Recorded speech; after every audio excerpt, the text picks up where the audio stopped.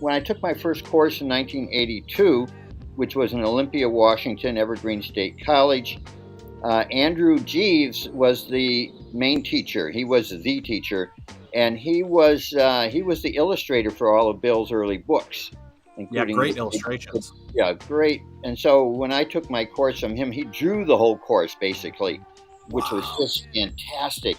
And any rate, Bill came for 3 days as a to be part of the course for 3 days, and so that's when I met Bill, and Bill was and me fell in love right away. We just really liked each other, so we've been good buddies ever since. But I remember when we got a little old story about Bill when we had him there for that 1982 course for those 3 days.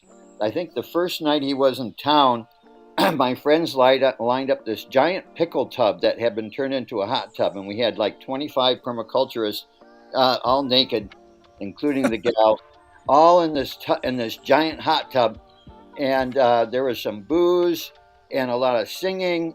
And Bill loved us, loved the Northwest right away. He said, "Wow, these are my kind of people." Oh, there's Bill for you. A little, he liked to live hard. He was a typical Australian male, kind of chauvinist, uh, brash, and but he was very charismatic. Turn disinformation into food. This is the best use for advertising, best use for news, bad news. This is going to be good news one day. He was very brilliant. And one thing I will say about Bill, he wasn't that great at being with, let's say, feminists or the what we call woke now. But he was really good with Indigenous people. Right. I always said that Bill was most comfortable sitting around a campfire roasting iguanas on a stick with a bunch of native people. He was really good with Indigenous people. He was not so good with polite society, but he really knew how to work with them, and he was really good with Indigenous people. I wish I had a little bit more of that. Yeah. But, yeah, that's an amazing skill set to have. And he brought that into his teaching, I think, in his work through his storytelling primarily. That's where I picked that up, Mm-hmm. So from 1982, you met Bill. You took the course with Andrew Jeeves. Were you immediately launched into then teaching permaculture courses yourself, or did you keep traveling around? Well, there's got to be some apprenticeship. Anybody that takes a course and then starts out teaching it the next year, there may be a few people that can pull that off, but generally speaking, people should be get some experience under their belt. So, but in my case, I've been farming since '72, so I already had 10 years of hands-on experience. And in 1986, I hosted Bill for his first permaculture drylands course.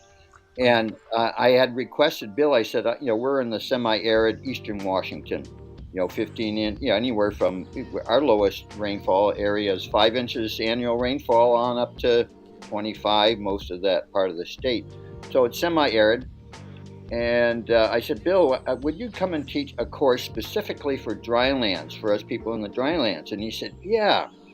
So he put together the first drylands permaculture curriculum specifically for, at that point, and he taught it for the first time in 1986 at the course I was at. And it was just totally fantastic because Bill was one of the world's leaders in drylands systems and dryland sustainability. And so Saudi Arabia went and tasked some of their people. They said, find the best drylands people in the world and bring them here together so we can brainstorm what we're going to do in Saudi Arabia with this money oil. And Bill Mollison was one of the people that they specifically singled out. At any rate, so we got to have Bill there for a 2-week, where in those days, the first permaculture courses in the old days were 3 weeks long, usually 6 days on, 1 day off, 6 days on, 1 day off, 6 days. So 18 days of class. That was sort of the standard operating procedure. And of course, everybody, it's hard to get people for that long a period of time. It costs more. And so over the years, they've been, pared down and pared down, and nowadays, 10 days or 72 hours.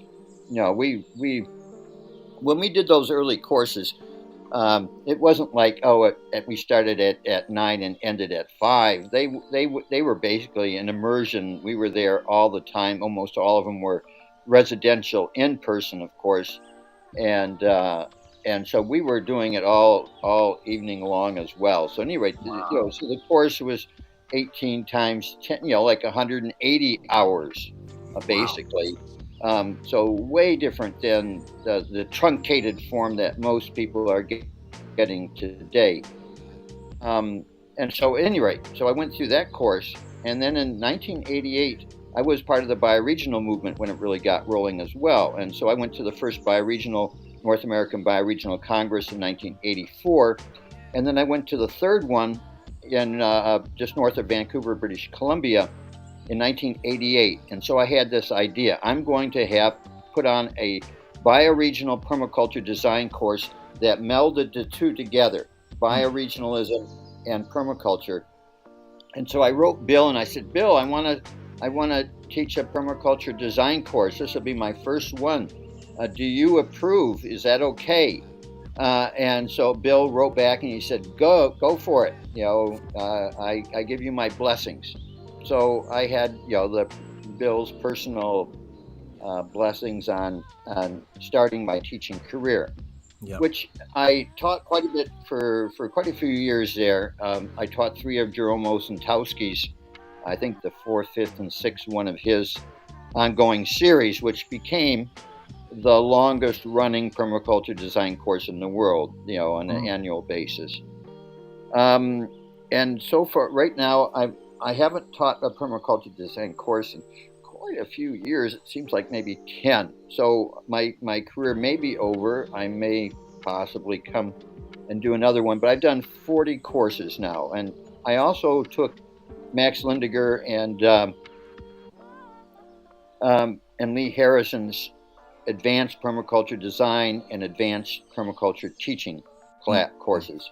So if anybody wants to start teaching a PDC, they should, by all means, get to a advanced permaculture teaching course like Jude Hobbs is putting on those on a regular basis, and I really highly recommend Jude Hobbs for that. They make very clever use.